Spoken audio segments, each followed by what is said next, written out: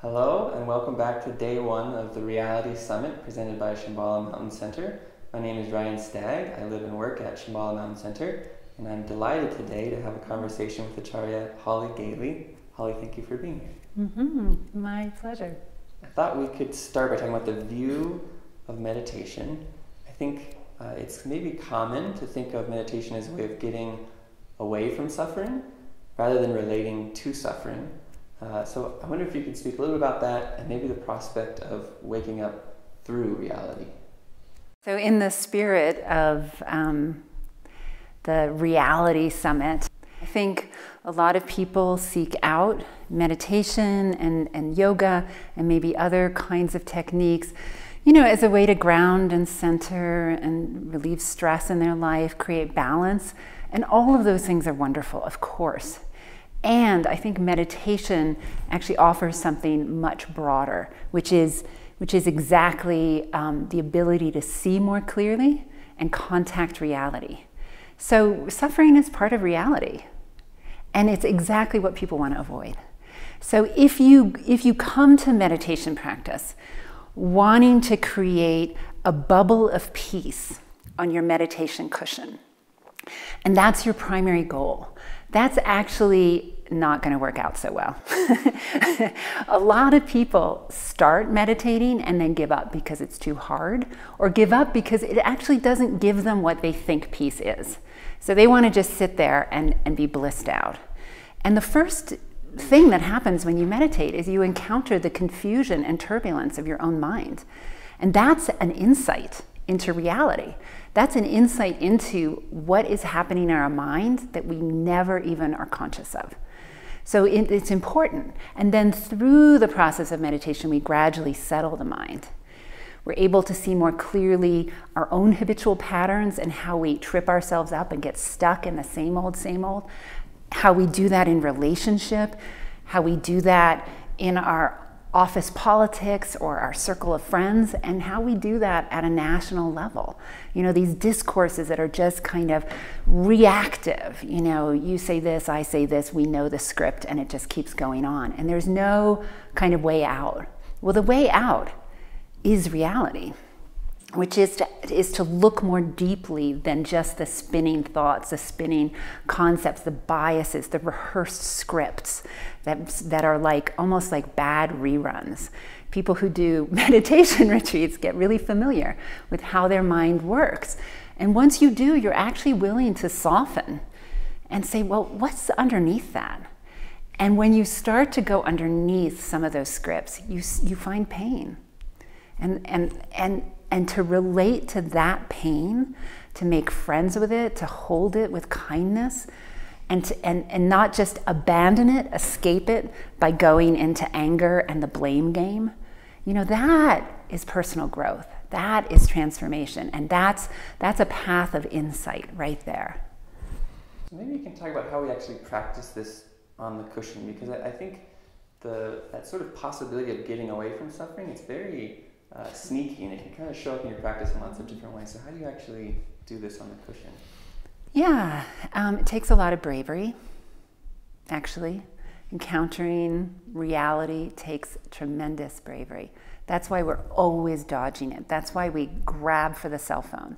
That's why we'd rather watch TV than just have a conversation with, our family over dinner. That's a quaint thing, because there's so many ways to distract ourselves and not have to just deal with what is right in front of us.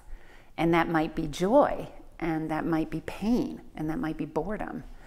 And so meditation actually trains us to stay present, to stick with what's actually happening moment by moment, when it feels good and when it doesn't feel good. So our desire to avoid pain or any kind of discomfort leads us to create this kind of buffer zone around ourselves, or create these elaborate defensive mechanisms. And that ends up suffocating us eventually. That becomes our own prison. And so to be able to kind of work our way through that is to work our way through layers and layers of what is actually going on. So to practice it is like hanging in there. Sometimes it's talked about leaning in. You know, our tendency, if we want to get away, is to sort of pull back and not deal with it, make it kind of fuzzy or avoid it or ignore it or deny it, repress it. You know, and what would it be to actually show up and lean in and actually deal with what's arising? So if grief is arising, to be able to greet it, to hang out with it, to spend some time with it, to soften around it. That's really the practice of meditation. It's a practice of relinquishing struggle. So sometimes, you know, technically the meditation practice most people start with is shamatha. It's called peaceful abiding. Well, it doesn't mean you sit down on your cushion and you create a bubble of peace. It means you relax the struggle of trying to avoid what's actually happening. And you bravely are with it with dignity and kindness. So you just said that meditation is about finding out what's actually going on. And there's actually a lot of people who are intentionally putting out false narratives about what's going on. So this is kind of a tricky question, but how do you know what's real in an era of fake news? Good question. I think meditation gives us an access point to that. Because when we invent stories and when those stories become dominant narratives that feed a national ego, they can get very toxic, especially when they start to blame. The blame game goes to blaming whole groups of people for troubles that they may have nothing to do with. They just become the scapegoat, right? And so, you know, how do you de-escalate? So the process of creating these elaborate narratives is a process of like not wanting to deal with pain, not wanting to deal with like, you know, just how challenging it is to have a good economy, just how much it takes to build bridges across difference, to have a local community that's engaged and working together. So rather than deal with that, you know, we just decide it's somebody else's fault, and we go into a kind of elaboration then of, and we could call it a blame game, but it can elaborate all the way into these ideologies that are really destructive.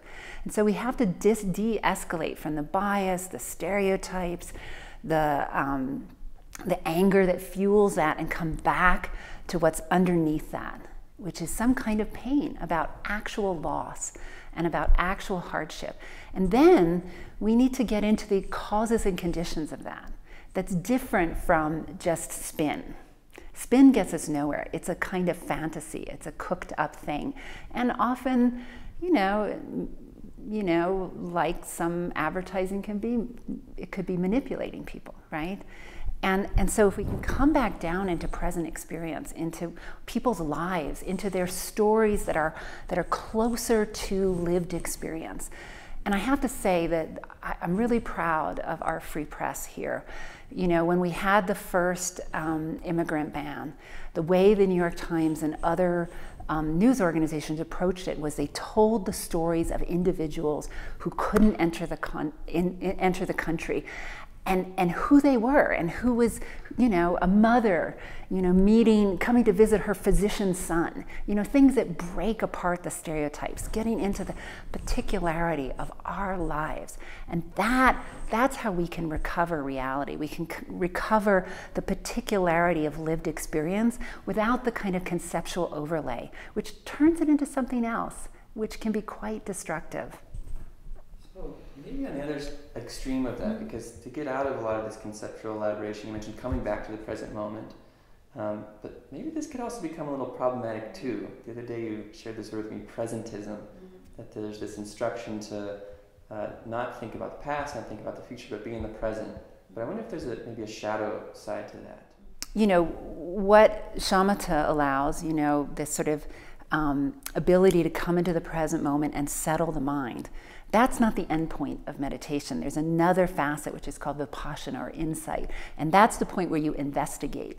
But you can't investigate from a stirred up mind. You have to have a settled mind first, and then you can pay close attention and start to kind of unpack things. So the Buddha, in his own enlightenment, the narrative of that moment under the tree, the sort of three watches of the night of enlightenment, he penetrated causation. He remembered all his past lives and he cast his eye across the cosmos.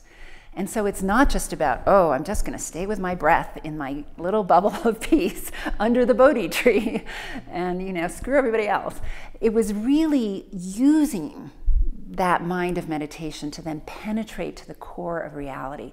So in a social context, that means being aware of the actual causes and conditions that have given rise to the kind of crisis, the various kinds of crises, but especially the kind of economic and political crisis of our times, and the kind of fractured politics and the you know, mean-spirited and pernicious nature of things like white supremacy, you know, re-arising publicly. So, you know, we need to look at our history and we need to start facing our history. And if we only stay in the present moment, it's an excuse not to do that deep listening, deep investigation, and kind of dealing with how we got here. So, you know, I think the Tibetan word is really helpful for mindfulness in this regard. It's called Drenpa. And Drenpa actually means to remember. So you have this sense of paying attention of Drenpa, but Drenpa can also be recollection. And that deep recollection and that deep insight into, that gives rise to deep insight into how we came to where we are, is part of looking at what's actually going on, rather than just creating a more convenient story that's comfortable, where we don't have to look too hard and we don't have to be too brave. We can just kind of keep going, same old, same old. So we've already been kind of jumping back and forth between path of individual liberation and the path of societal liberation.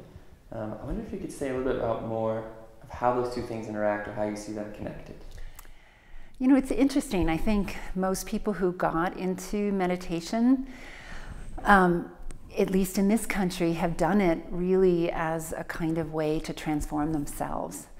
And I think it's becoming more and more apparent how much these tools could actually be more broadly useful, and how when one starts to tame one's own mind, there's almost a kind of calling to go out and be of benefit.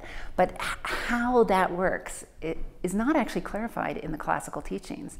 You know, engaged Buddhism, the idea of going out and being of benefit in this life, not once one's attained enlightenment and can emanate multiple bodies and, you know, all of that fantastic stuff, but actually in this life working with others as part of one's own path to personal liberation and working towards social liberation. The place I see them really coalescing or colliding has to do with what's called traditionally the veils, cognitive and emotional veils that obscure our ability to see clearly, obscure our access to reality. And I think actually baked in there, is white privilege. Baked in there are social scripts and biases. Baked in there are all kinds of repressed aspects of our own self. And if we continue to sort of follow the sort of distorted norms, whether they're gender norms or racial norms, we're sort of frozen. We sort of freeze those veils into place.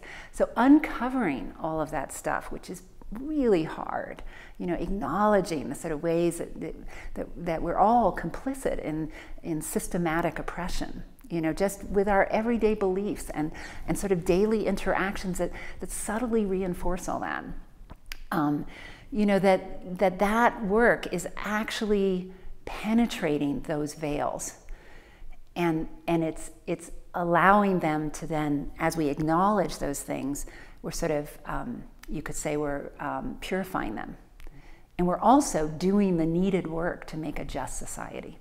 Well, this has been a really rich and quick discussion. I feel like I'm going to need to walk this back a couple of times to get the full value of it. But thank you so much for sharing this, and for everyone tuning in. I hope you enjoy the rest of the day one videos. And to learn more about Holly Gayley, you can find her full bio and some links below this video. So thank you. Okay, well, thanks for having me. Great conversation. Yeah.